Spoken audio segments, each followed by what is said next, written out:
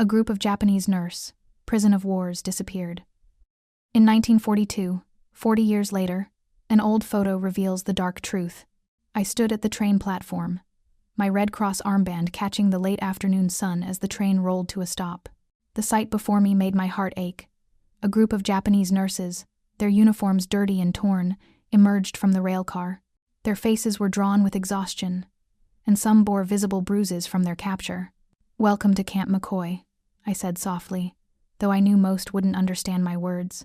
What they would understand, I hoped, was my tone and the gentle smile I offered. The women huddled together as they were led off the train, their eyes darting nervously between the armed guards. I could see their hands trembling, though they tried to maintain their composure. One nurse, younger than the others with delicate features, caught my eye. She quickly looked away, but not before I saw the fear written plainly across her face. Captain Harris approached, his uniform crisp despite the dusty Wisconsin wind. "Ladies," he addressed them, nodding respectfully. Though they couldn't understand his words, his calm demeanor seemed to ease some of the tension in their shoulders. I followed as they were escorted to the women's section of the camp. The sounds of the place, trucks rumbling past, soldiers calling out to each other, the metallic clang of mess hall pots, made several of the nurses jump. Their reactions reminded me that these women had likely just come from active combat zones. Every loud noise probably brought back memories of gunfire and explosions. Inside the barracks, I helped distribute clean clothes and basic toiletries. "Here," I said to the young nurse I'd noticed earlier, holding out a fresh uniform. She hesitated before taking it, her fingers barely brushing mine. Up close, I could see her name tag, Yukiko Tanaka. The transformation was subtle but noticeable as they changed and washed up. Clean clothes and the promise of a real meal seemed to restore a small measure of dignity. Still, they remained wary, whispering among themselves in Japanese as they sat down to their first camp meal. I watched them eat, noting how some picked at their food suspiciously while others couldn't help but devour it. The portions were generous. Captain Harris insisted on following Geneva Convention guidelines to the letter. Some of the nurses exchanged confused glances at the amount of food, and I wondered what horrible stories they'd heard about American prison of war camps. As night fell, the camp grew quieter. I made one final round through the barracks, checking that everyone had blankets and basic necessities. In one corner, Yukiko sat cross-legged on her bunk, writing by lamplight. Her pen moved slowly across the paper, and I could see tears glistening in her eyes. She was writing home, I realized, telling her family she was alive but uncertain of her fate. The other nurses were settling in for the night, some already asleep, others staring at the ceiling or whispering quietly. The distant sound of a train whistle echoed across the camp, and several heads turned toward the sound. I knew they were thinking of home, of the families they'd left behind, of the uncertain days ahead. Standing in the doorway, I said a silent prayer for these women. Tomorrow would bring new challenges, but for now, they were safe, fed, and sheltered. It wasn't much, but it was a start. Before you continue listening, please let me know where in the world are you watching from today. Now back to the story. I stepped into the barracks early the next morning, my heart beating a little faster as I faced the group of Japanese nurses. Their wary eyes followed my every movement. The wooden floor creaked under my feet as I moved toward the center of the room, clutching my medical bag and the Geneva Convention documents close to my chest. "Good morning," I said softly, trying to keep my voice steady and warm. "I'm Emma Lewis, a nurse with the American Red Cross." I pointed to the Red Cross on my uniform, hoping the universal symbol would help bridge our language gap. The women sat rigidly on their bunks, their postures tense. One of them, who I would later learn was Yukiko, caught my eye. There was something different in her gaze, a flicker of curiosity beneath the fear. "I'm here to tell you about your rights," I continued, speaking slowly and clearly. I held up the documents in my hand. "These papers explain the Geneva Convention, rules that protect prisoners of war." Several of the nurses exchanged confused glances. I could see the uncertainty on their faces, the disbelief that we would share such information with them. Taking a deep breath, I began explaining the basics, using simple gestures to help convey my meaning. "You have the right to proper food," I said, mimicking eating. "Clean water, medical care. No one can hurt you here." I touched my heart, trying to convey sincerity. "These are international laws." As I spoke, I noticed subtle changes in their expressions. Some remained skeptical, their eyes downcast. But others began to lean forward slightly, their rigid postures softening just a bit. Yukiko, in particular, seemed to be drinking in every word. I pulled out some basic medical supplies from my bag, bandages, antiseptic, simple items they would recognize. "I'm here to help if you need medical care," I explained, laying the supplies on a nearby table. "We work together here." The afternoon light streamed through the barracks windows as I continued my explanation. One nurse raised her hand hesitantly. "Please," she said in halting English. "How long we stay?" "I don't know exactly," I answered honestly, appreciating her bravery in speaking up. "But while you're here, you'll be treated with respect." As evening approached, I noticed the women seemed less tense than when I'd first arrived. "Would you like to learn some English phrases?" I offered, to help. "You communicate with the soldiers?" A few heads nodded, and I saw the first hint of a smile from one of the younger nurses. That's when Naoko, who had been quietly observing from her bunk, spoke up in a whisper. "We safe here?" she asked, her voice trembling slightly. I moved closer to her bunk, making sure to maintain a respectful distance. "Yes," I said firmly, meeting her eyes. "The camp has strict rules. Captain Harris ensures they're followed. You will not be harmed here." Looking around the room, I could see my words had touched something in them. Perhaps not trust yet, but at least a spark of hope. These women were so far from home, trained to expect the worst from us. But maybe, just maybe, we could begin to break down those walls of fear, one small step at a time. I make my evening rounds through the women's barracks, checking on the nurses after their long day of settling in. The cold Wisconsin winter seeps through the wooden walls, but at least the small potbelly stove provides some warmth. As I approach, I hear their hushed voices speaking in Japanese, gathered around the heat source like moths to a flame. "Do you need more blankets?" I ask softly, not wanting to startle them. Some of the women jump slightly at my voice, while others simply stare with wary eyes. I've noticed they do this often, this careful observation of everything we do, as if waiting for some hidden cruelty to emerge. Yukiko, one of the younger nurses, translates my question for the others. A few shake their heads, but I can see them shivering. Their pride won't let them admit to being cold. "I heard them talking earlier," Yukiko says quietly, her English careful and measured. "About stories from Japan, about American soldiers." I pull up a wooden chair, its legs scraping against the floor. "What kind of stories?" Yukiko glances at the others before continuing. "Bad stories. About torture. About..." She struggles with the words. "No food, no medicine. About guards." "Who?" She stops, looking down at her hands. I understand what she can't say. My heart aches for these women and the fear they must have carried with them. Before I can respond, footsteps approach the barracks door. Private James appears, carrying extra bread rations and some dried fruit. "Evening, Miss Emma," he says with a polite nod. "Thought the ladies might be hungry. Kitchen had some extra portions today." The women tense visibly as he enters, their bodies rigid with suspicion. I watch as he sets the food down on a nearby table, offering nothing but a kind smile before turning to leave. The nurses exchange confused glances, clearly waiting for some catch, some demand in return for this kindness. But James just waves and walks away, his boots crunching on the frozen ground outside. I see the shift in their expressions: surprise, confusion, and something else. A crack in their certainty about who we are. Over the next few days, I witness more of these small moments. "Sergeant." Miller brings them extra coats from the supply room when the temperature drops further.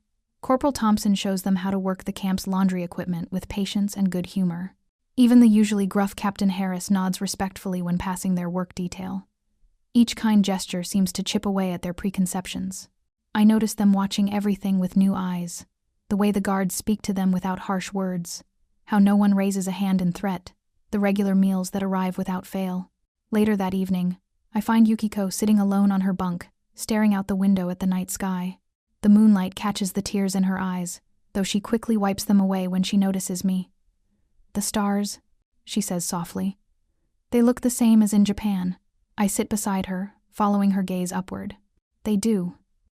"Emma-san," she whispers. "I don't understand. We were told." She trails off, but I know what she means. The enemy isn't supposed to show kindness. The enemy isn't supposed to have a gentle heart. I make my way through the quiet corridors of Camp McCoy, my footsteps echoing against the wooden floors. The morning sun streams through the windows, casting long shadows across the hallway. Today is letter writing day for our Japanese nurses, and I've been asked to supervise and assist. When I enter the mailroom, the atmosphere is thick with anticipation. The women sit at the long tables, sheets of paper and pencils laid out before them. Their faces are a mix of hope and apprehension. I notice Yukiko's hands trembling slightly as she picks up her pencil. "Remember," I say gently, "you can write about your daily life here, but please avoid any military information." I demonstrate by holding up a sample letter in English. Keep it simple and personal. The room fills with the soft scratching of pencils on paper. I walk between the tables, offering assistance when needed. Some of the nurses struggle with choosing their words, while others write steadily, their expressions intense with concentration. Yukiko catches my eye, and I move closer to her table. She's writing carefully, each character precise and measured. Though I can't read Japanese, I can see the care she takes with each stroke. Her letter seems shorter than the others, more reserved. "Is everything all right?" I ask softly. She nods, then whispers, "I want to tell my mother about." She pauses, glancing around at the American guards by the door. "About how things are different than we thought, but I don't know if I should." I understand her hesitation. The kindness they've experienced here conflicts with everything they were taught about Americans. I've seen their surprise at each small gesture, a smile, an extra blanket, a helping hand. Naoko, sitting nearby, mutters something in Japanese that makes Yukiko's shoulders tense. I don't need to understand the words to recognize distrust when I hear it. Some of the nurses, like Naoko, still regard every American action with suspicion. The afternoon wears on, and I watch as letters are carefully folded and placed in envelopes. The women's faces reflect their inner struggles, relief at being able to contact their families mixed with uncertainty about what to reveal. As they finish, small groups form naturally. I hear them speaking in low voices, comparing their experiences. Yukiko joins a cluster of younger nurses, and I catch fragments of their conversation as they discuss their surprise at the camp conditions. "The food," one whispers. "And the medical care," another adds. "Nothing like they told us," Yukiko says softly. But then Naoko walks past their group, shaking her head slightly, and the conversation dies away. The divide between those who are beginning to trust and those who refuse to believe in American kindness grows more apparent each day. As the sun begins to set, casting orange light through the windows, I notice Yukiko lingering behind. She holds her sealed letter, turning it over and over in her hands. Her face reflects the battle I've seen in many of our prisoners, the conflict between what they were taught and what they've experienced. She looks up and meets my eyes, and I see questions there that she's not ready to ask. Without a word, she places her letter in the outgoing mail basket and walks toward the door, her steps slow and thoughtful. As the camp nurse, I noticed the tension in the air during our morning meeting. Captain Harris had called all of us together in the infirmary, myself, the Japanese nurses, and a few of the medical staff. Sunlight streamed through the windows, catching dust motes as they danced in the air. The room smelled of antiseptic and coffee. "These are our new medical protocols," Captain Harris explained, his voice steady and professional. He stood at the front of the room, holding a folder of documents. The Japanese nurses sat in neat rows before him, their faces showing varying degrees of understanding as they listened to his English. That's when he pulled out the photograph. "This was taken at Camp Concordia," he said, holding up the black and white image. "I thought you might be interested in seeing how other medical units operate." The moment he showed the photograph, I saw the change sweep through the room. The Japanese nurses' expressions shifted from polite attention to something else entirely.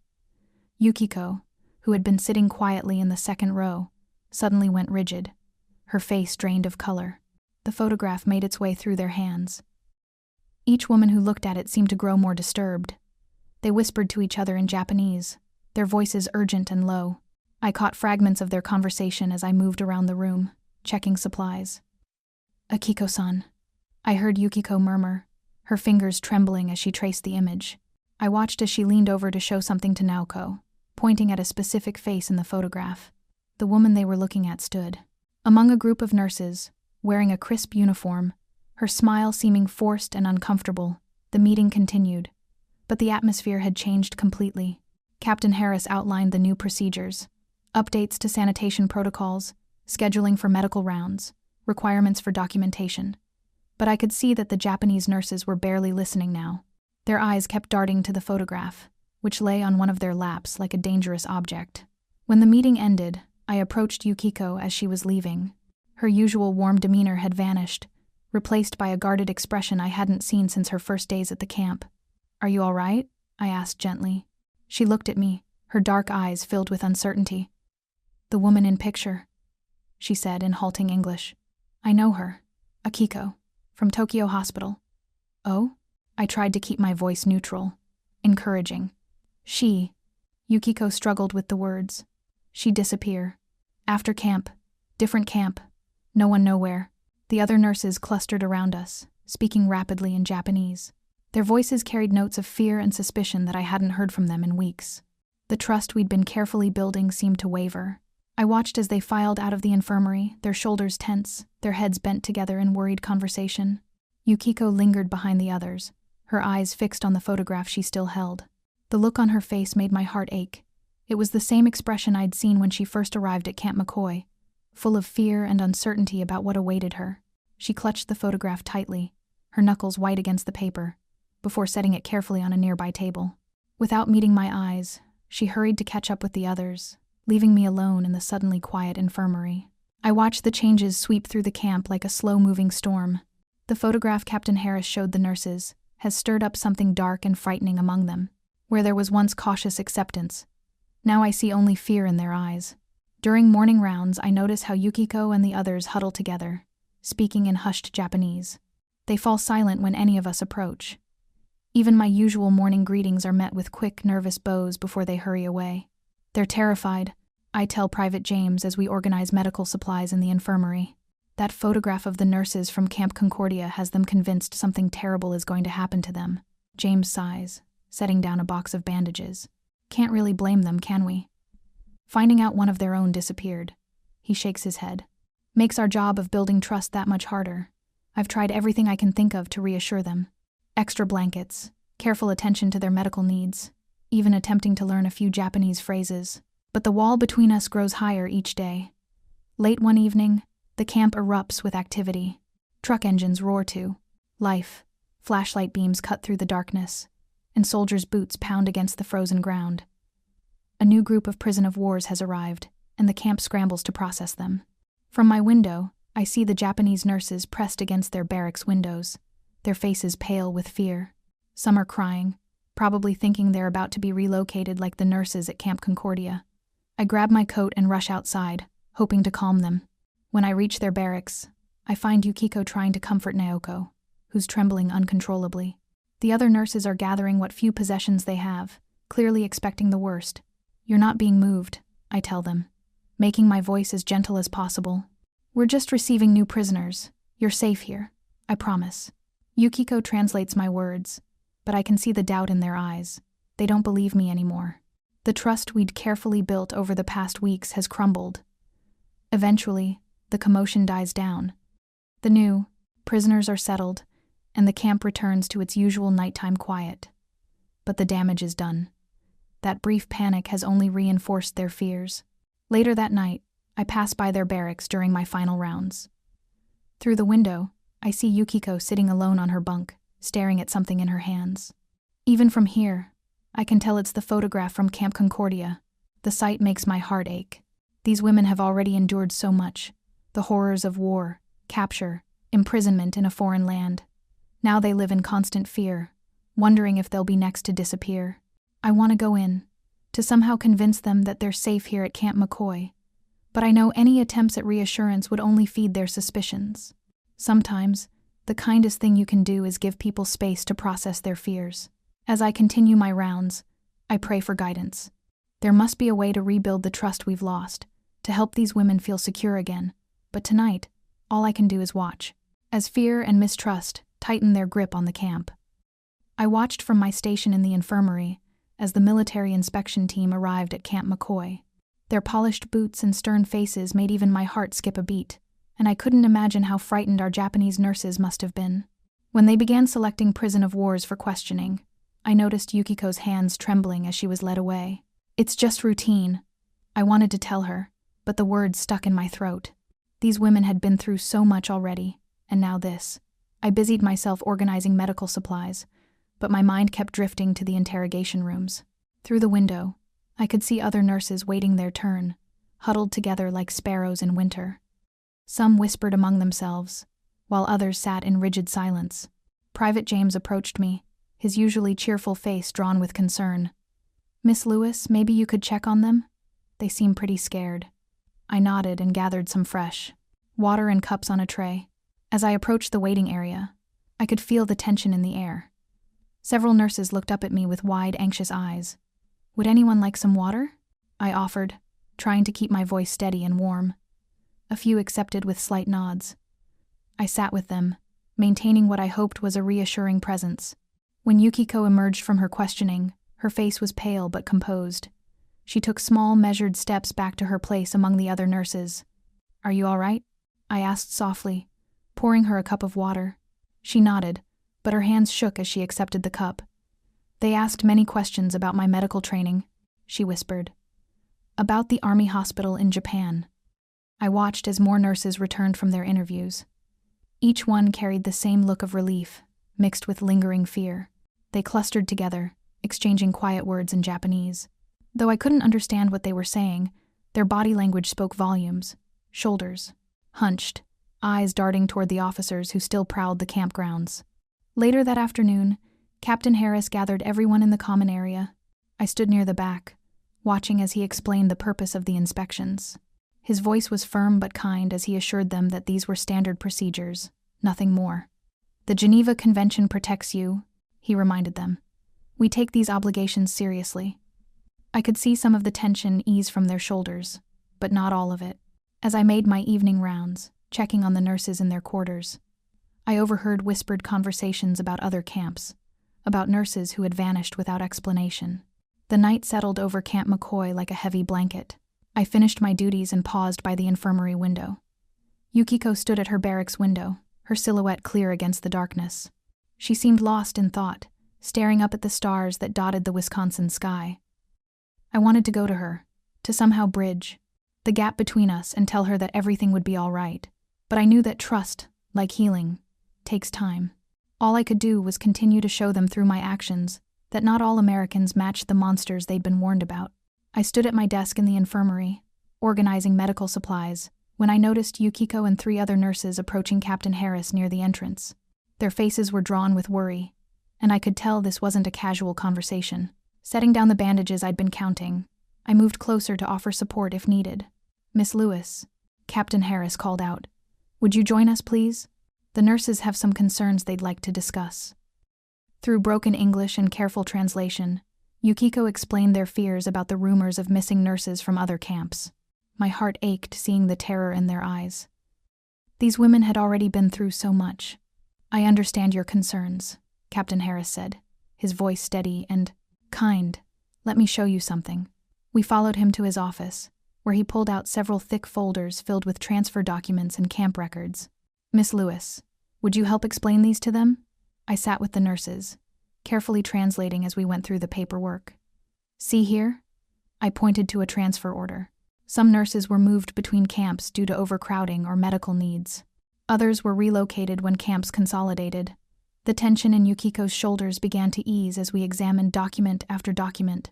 There were no dark secrets here, just the messy reality of wartime bureaucracy. Some transfer orders had been lost or delayed, creating gaps in communication that led to the rumors of disappearances. "Every person in this camp is accounted for," I assured them, showing them the daily logs. "Captain Harris follows the Geneva Convention strictly. You are safe here." Naoko, one of the more skeptical nurses, asked through Yukiko if they could see more records. Without hesitation, Captain Harris opened his filing cabinet. "Show them everything they want to see," he told me. We spent the next hour going through papers. I watched their faces transform from fear to relief as they realized the truth. Their fellow nurses hadn't vanished into some terrible fate. They had simply been caught in the confusing shuffle of wartime transfers. "Thank you," Yukiko said softly, bowing to Captain Harris. We did not know if we could trust, but now we see. Later that afternoon, I found Yukiko at one of the writing desks in the barracks, composing a letter. She showed me what she had written in careful English. "Dear Mother and Father, I am well here. The American soldiers treat us with respect. I hope to see you soon. She hesitated, pen hovering over the paper. Should I tell them about our fears? About the missing nurses? I shook my head. Write what's in your heart. Tell them about the kindness you found here. That's what matters most. Yukiko nodded and continued writing. I watched as her brush moved across the paper, knowing that while we couldn't erase all their fears, we had at least given them the gift of truth. They now knew they weren't just prisoners. They were people under our protection, deserving of dignity and respect. I adjust my nurse's cap as I make my way across the yard toward the women's barracks. The autumn wind carries the scent of pine from the surrounding Wisconsin forests. After weeks of tension following the photograph incident, I finally see signs of the nurses emerging from their shells of fear. Inside the barracks, I find the women gathered around their usual spots. Yukiko sits near the window, her dark eyes brightening as I enter. The others look up from their various activities, some mending clothes, others writing letters home. Good afternoon, everyone, I say warmly, setting down my small blackboard. Ready for today's English lesson? Several of the nurses nod eagerly. Even Naoko, usually the most reserved, scoots closer to join our informal circle. I've brought some flashcards with common phrases they might need around the camp. Let's start with something fun today, I suggest, holding up a card. This says, "Thank you for your kindness." The women repeat the phrase, their accents making the words sound musical. Yukiko's pronunciation is becoming quite good. She's always been a quick learner. When she successfully strings together a complete sentence, her face lights up with pride. Very good, I praise her, and the other nurses applaud softly. As we continue with the lesson, I notice the tension that had gripped these women for so long beginning to dissolve. Laughter bubbles up when someone mispronounces a word, and instead of shrinking away in shame, they join in the gentle mirth. It reminds me of teaching my younger sisters back home. One of the nurses, May, asks how to say "the soup is delicious" in English, and soon we're all sharing stories about favorite meals from home. I tell them about my mother's apple pie, and they describe dishes I've never heard of: miso soup, tempura, and something called okonomiyaki that makes their eyes sparkle with nostalgia. The afternoon light streams through the windows, casting long shadows across the wooden floor. I watch as Yukiko helps Naoko with a particularly challenging pronunciation, their heads bent together over the flashcard. These moments of connection make my heart swell. This is why I joined the Red Cross, to help build bridges between people. Emma-san, Yukiko says, using the honorific. They've taught me means respect. May we practice more tomorrow? Of course, I reply, touched by their enthusiasm. Same time? As the lesson winds down, I notice Yukiko lingering while the others return to their bunks. She follows me outside, where we sit together on the barracks steps. The setting sun paints the sky in brilliant oranges and pinks, a beautiful sight that needs no translation. We sit in comfortable silence, watching the colors deepen. I sense a profound change in Yukiko's demeanor. Her shoulders are relaxed, her breathing easy. Gone is the rigid posture of a prisoner expecting the worst. In its place is a young woman allowing herself, perhaps for the first time since her capture, to simply be present in the moment. The peace of the evening settles around us like a gentle blanket. No words are needed. Sometimes the strongest connections are built in silence. Together, we watch the sun sink toward the horizon, two women from different worlds finding common ground in the simple beauty of a Wisconsin sunset. I watched as the women packed their few belongings into small bags, their movements careful and measured. After nearly 3 years at Camp McCoy, they were finally going home. My heart felt heavy, knowing I might never see them again. The morning sun cast long shadows across the compound as I helped Yukiko fold her spare uniform. Her hands trembled slightly as she placed it in her bag. We'd grown close during her time here, and seeing her prepare to leave stirred emotions I hadn't expected. "You have everything you need?" I asked, smoothing down the corner of her blanket one last time. Yukiko nodded, her eyes glistening. "Yes, Miss Emma. Thank you for everything." Around us, other nurses were saying their goodbyes to the soldiers who had become familiar faces. Some exchanged small gifts, drawings, handwritten notes, even a few precious photographs taken during their time here. Captain Harris stood near the gates, overseeing the preparations with dignified composure, though I could see the emotion in his eyes. Private James approached our barracks, his stance hesitant. He carried a small package wrapped in brown paper. "Yukiko," he called softly. She turned, and I stepped back to give them privacy, but remained close enough to hear their exchange. "This is for you," he said, holding out the package. "Some photographs from the camp and a letter, so you won't forget." Yukiko accepted it with both hands, bowing slightly. "I could never forget," she replied, her voice barely above a whisper. Tears spilled onto her cheeks as she looked up at him. "You are not what we were taught." James smiled gently. "Neither are you." The moment was interrupted by the arrival of the buses. They pulled up with a whoosh of air brakes, their diesel engines rumbling in the morning quiet. Captain Harris called out orders, and the soldiers began helping the nurses board. I hugged each woman as they passed, trying to memorize their faces. Naoko, who had been so afraid at first, but grew to trust us. Keiko, who taught me Japanese phrases in exchange for English lessons. And finally, Yukiko. She held me tightly, her tears dampening my uniform. "Thank you for showing us kindness," she whispered, "for helping us see truth." "Write to me when you can," I said, pressing a piece of paper with my address into her hand. "Let me know you're safe." The buses filled quickly. I stood with Private James and the other soldiers, watching as our former prisoners, now friends, found their seats. Yukiko sat by a window, clutching her package. As the engines revved, she pressed her hand against the glass. I raised my own hand in response, tears flowing freely now. The buses lurched forward, gravel crunching under their tires. Through the window, I could see Yukiko turn in her seat, watching us until the buses rounded the corner and disappeared from view. The compound felt eerily quiet in their wake. Private James stood silently beside me, his eyes fixed on the empty road. Around us, other soldiers began returning to their duties, but we remained, letting the weight of the moment settle around us. I thought about how far we'd all come from those first days of fear and suspicion, how walls built by war had crumbled in the face of simple human kindness. The nurses had arrived as enemies but left as friends, and in that transformation lay hope for a better world. The autumn chill settles over Camp McCoy as I watch the Japanese nurses prepare for their journey home. These past weeks have been filled with a strange mix of emotions: joy for their impending freedom, but also a bittersweet sadness at our parting. I've grown close to them, especially Yukiko, whose quiet strength has touched my heart in ways I never expected when I first volunteered here. During our final weeks together, I spend extra time in their barracks after my shifts. The atmosphere has changed dramatically from those first tense days. Now, the women gather around me, sharing stories of their homes and families in halting English mixed with Japanese. I've learned to understand their gestures and expressions, the universal language of friendship that transcends our differences. "Emma-san," Yukiko says one evening, her voice soft as she helps me fold fresh linens. I never thought American could befriend. Her English has improved remarkably, though she still struggles with articles and tenses. But the sentiment behind her words is clear, and it makes my heart ache with both happiness and sadness. I notice how the nurses have begun to carry themselves differently.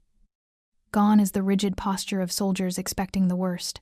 Instead, they move with a quiet confidence, their faces more open, their smiles more frequent. Even those who were most suspicious at first now join in our evening conversations. One particularly memorable evening, Yukiko shares a story about her grandmother's tea ceremony, demonstrating the careful movements with imaginary cups. The other nurses add their own memories, and soon the barracks fills with laughter and animated gestures. Private James, passing by on his rounds, stops to watch through the window, and instead of tensing up as they once would have, the women wave him in to join us. The transformation I've witnessed is nothing short of miraculous. These women arrived as frightened prisoners, convinced they would face torture or worse. Now they sit with us, sharing rice balls they've made from their rations, teaching us Japanese words, and learning English phrases in return. But their families back in Japan remain wary. When letters arrive, I see the shadows cross their faces as they read. Yukiko confides in me one day, her voice barely above a whisper. "My mother writes that I must be careful. She thinks maybe this is trick." She shakes her head, frustrated by the gap between what she knows now and what her family still believes. As the departure date approaches, I help them pack the few possessions they've accumulated. Some have small gifts from the soldiers, a handkerchief here, a book of English phrases there. Yukiko carefully wraps the photograph we took together last week, tucking it between pages of her diary. "Will you write to me?" she asks, her dark eyes meeting mine. "I want to tell you about Japan, about peace. Of course I will. I promise. Fighting back tears. You have my address. The night before they leave, we sit together one last time. The women who once wouldn't meet our eyes now embrace us freely. Yukiko pulls out paper and begins to write, her brush moving smoothly across the page. She tells me it's a letter, but won't let me read it yet. For later, she says with a gentle smile. When we are gone. I watch her write, marveling at how much has changed since that first day when these women stepped off the train, terrified and expecting the worst. Now, as they prepare to return home, they carry with them not just memories, but a transformed understanding of their former enemies and of themselves. I settle into my favorite armchair, my weathered hands trembling slightly as I read Yukiko's latest letter. After 40 years, her words still carry the same gentle strength I remember from our days at Camp McCoy. The paper feels delicate between my fingers, much like our friendship, something precious, that has endured despite time and distance. Dearest Emma, she writes in her careful English. Your last letter brought tears to my eyes. To think that after all these years, we still share such a deep connection. I close my eyes, remembering the young Japanese nurse who arrived at camp that cold morning in 1942. How frightened she had been, how distrustful. Now here we are, corresponding like old friends, sharing our lives across the ocean that once divided us. I reach for my pen and begin writing back. My dear Yukiko, I cannot tell you how much joy your letters bring me. Do you remember those first English lessons we shared? How far we've come since then. As I write, memories flood back. The makeshift classroom in the barracks, teaching basic phrases, watching the gradual transformation as fear gave way to trust. I recall the day Yukiko first smiled at me. Really smiled. Not just the polite bow she'd been trained to give. It was over a simple cup of tea. But that moment marked a turning point. My letter continues. I'm planning a trip to Japan next month. Would you be willing to meet? After all these years, I would love to see you face to face again. I pause, my heart beating faster at the thought. We've exchanged letters for decades, but we haven't seen each other since the war ended. What if meeting in person changes things? But then I remember Yukiko's strength, her capacity for forgiveness, and I know my fears are unfounded. The world has changed so much since our days at Camp McCoy, I write. But some things remain constant. The power of kindness, the importance of understanding. You taught me as much as I taught you, perhaps more. I tell her about my life now, retired from nursing but still volunteering at the local hospital. I mention my grandchildren, knowing she'll appreciate the family updates. Yukiko's own letters often speak of her grandchildren and how she teaches them about peace and understanding between cultures. Do you remember, I write, the night you showed me how to fold paper cranes? You said each one carried a wish for peace. I still have the one you made for me, faded but intact, sitting on my bedside table. The afternoon light grows dim as I continue writing, pouring out my heart to this woman, who began as my student, but became so much more. A friend, a sister in spirit. Someone who helped me see beyond the divisions of war to the humanity we all share. I end the letter with an old Japanese phrase she taught me, one that speaks of hope and reunion. As I seal the envelope, I say a quiet prayer of thanks for the strange twists of fate that brought us together in that Wisconsin camp so many years ago. Looking out my window at the setting sun, I imagine Yukiko doing the same in Japan.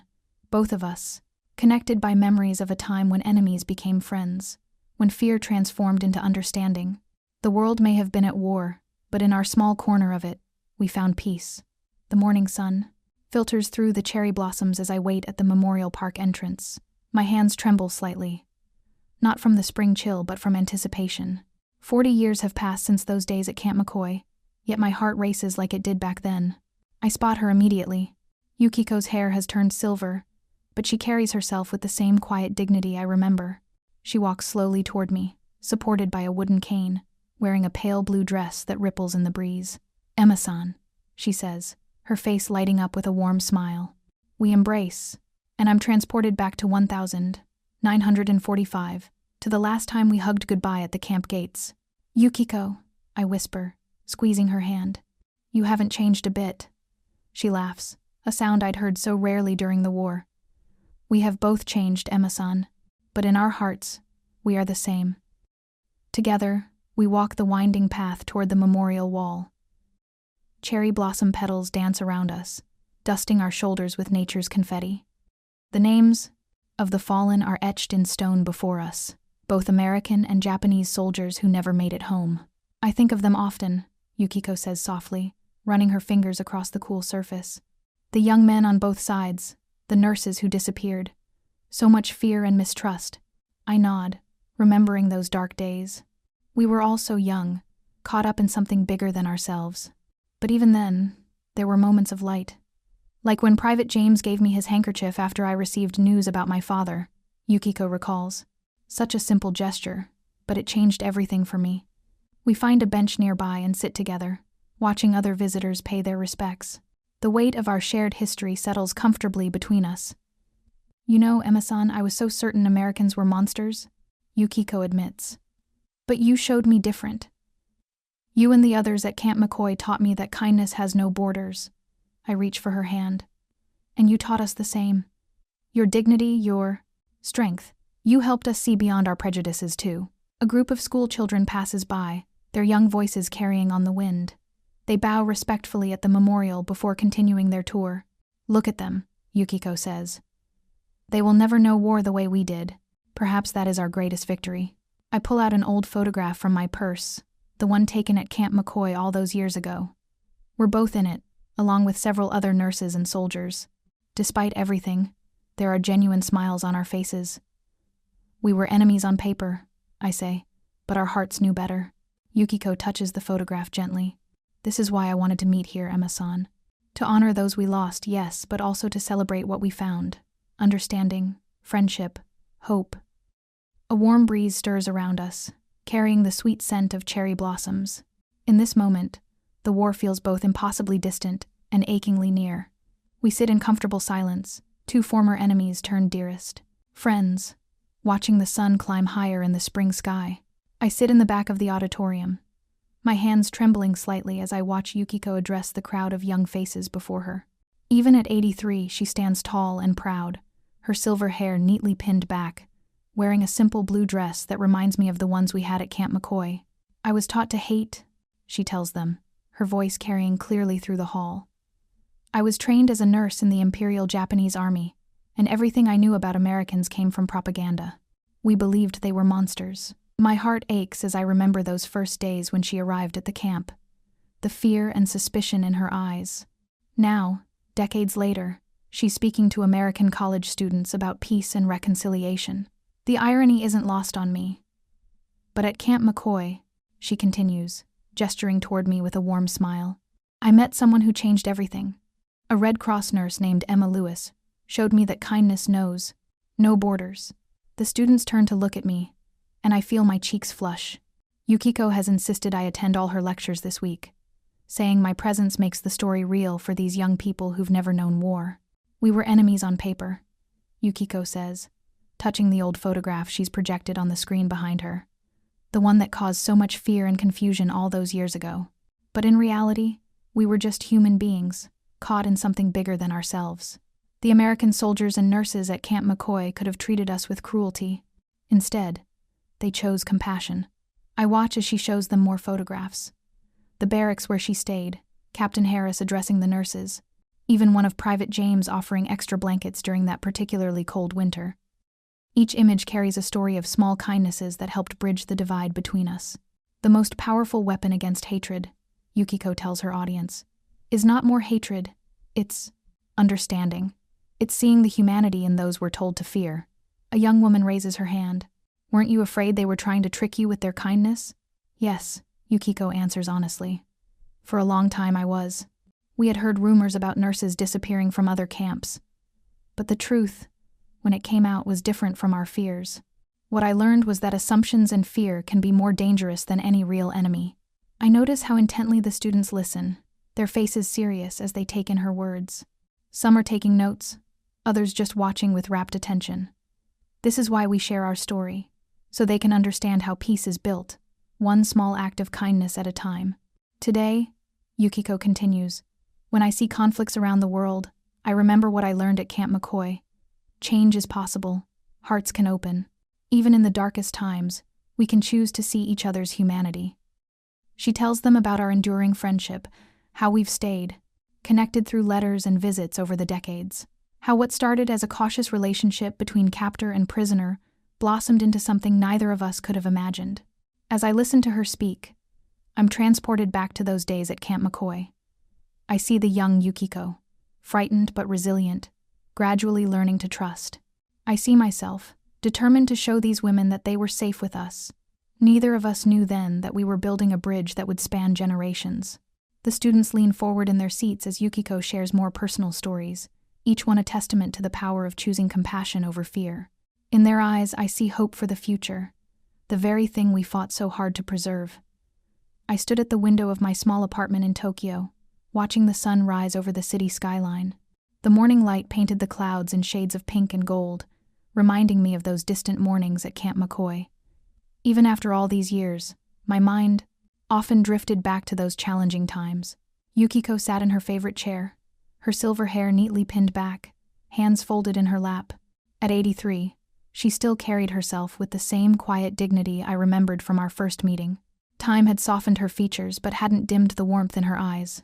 "I never thought I would be here," she said softly, gazing out at the city. "In Japan, sharing tea with an American nurse who once guarded me." I smiled, settling into the chair across from her. "We've come a long way from those days at Camp McCoy, haven't we?" She nodded, lifting her teacup with slightly trembling hands. I remember how terrified we all were when we first arrived. The stories we had been told. She paused, her eyes distant. "But then there was you, Emma, and Private James, Captain Harris, so many others who showed us what humanity truly means." The morning sun streamed through the window, warming the room. On the wall behind Yukiko hung a black and white photograph, the same one that had caused so much fear and uncertainty all those years ago. Now it served as a reminder of how far we'd come. "You know," Yukiko continued, "I've been speaking to young people about our experiences. Last week, I visited a high school in Osaka." She smiled, the corners of her eyes crinkling. The students were amazed that former enemies could become such dear friends. I reached across and squeezed her hand. "That's because they've grown up in a different world, one that we helped create, one small act of kindness at a time." Yukiko's eyes grew misty. "I tell them about the day you first came to our barracks, how you taught us about the Geneva Convention. I was so surprised by your gentleness, your patience. It went against everything we had been taught to believe. And I tell them about your courage," she continued, "how you stood up for us when others wouldn't, how you taught us English, shared your food with us, treated us like human beings instead of enemies." The morning traffic hummed below, a reminder of how much the world had changed. Yet here we sat, two women who had once been on opposite sides of a terrible war, sharing tea and memories like old friends. "Sometimes," Yukiko said, "I think about those dark days when we discovered the photograph, when fear threatened to destroy the trust we had built. But even then, there was hope. There was always hope." I nodded, remembering those tense days. Hope is what got us through. Hope and the belief that kindness could overcome hatred. "That's what I tell the students," Yukiko said, her voice growing stronger. "I tell them that even in our darkest moments, there is always room for compassion, that the simple act of showing kindness to someone you've been taught to hate can change not just their world, but yours as well." She rose slowly from her chair and walked to the window, her silhouette framed by the morning light. The city stretched out before us, peaceful and bright, such a contrast to the world we had known during the war. "Look at this view, Emma," she said softly. "Who would have thought, all those years ago, that we would be standing here together, looking out at a peaceful Japan, that the fear and hatred could give way to something so beautiful?" Through the window of my Tokyo hotel room, cherry blossoms dance on the morning breeze. Even nature seems to be paying its respects today. My hands shake slightly as I smooth down my black dress, the same one I wore to my husband's funeral 5 years ago. The thought of saying goodbye to Yukiko feels just as heavy. The call came 3 days ago. Her daughter, May, could barely get the words out through her tears. "She went peacefully, Emma-san. She asked for you at the end. I booked the first flight I could find." Now, as I make my way to the temple, memories of Camp McCoy flood back. How young we both were then. How different our worlds had been. Who would have thought that a war could bring two souls so close together? The temple courtyard is already filling with people. I recognize some faces from our prison of war days. Nancy Thompson, who served as a nurse with me, and Margaret Chen, our camp translator. They're older now, hair gray, but their eyes still hold the same kindness that helped us bridge so many cultural divides during those difficult days. Japanese families mix with American visitors, speaking in soft tones. Some of them are children and grandchildren of the soldiers who served at Camp McCoy. Private James's son is here, the spitting image of his father, who showed such compassion to Yukiko when she first arrived at camp. Inside the temple, incense smoke curls toward the ceiling. Yukiko lies peacefully, surrounded by white chrysanthemums. Her face holds the same serenity it did that day she finally opened up to me about her fears at the camp. I place my hand on the smooth wood of her casket, remembering how her hands would tremble when she first arrived, how they steadied as trust grew between us. Emma-san. May touches my arm gently. Mother wanted you to have this. She hands me an envelope. Yukiko's neat handwriting spelling out my name. I'll read it later, when I'm alone. Right now, I need to be strong. The service begins with Buddhist chants that fill the air like mist. I don't understand the words, but their meaning transcends language, just as our friendship transcended the barriers of war. Around me, I hear quiet sobs and whispered prayers in both Japanese and English. Someone places a photograph on the altar beside Yukiko's portrait. It's the two of us at the Peace Memorial in Hiroshima, taken during my first visit to Japan 20 years ago. We're both smiling, our arms linked like sisters. That day, we'd promised to keep sharing our story, to show future generations that love could grow in the most unlikely places. The monk begins speaking, his words translated softly by an attendant. He talks about Yukiko's work after the war, how she dedicated herself to reconciliation between our nations, how she never stopped believing in the power of human kindness, even when the memories of war were still fresh and painful. I close my eyes, remembering her voice. You taught me that enemies can become family, Emma.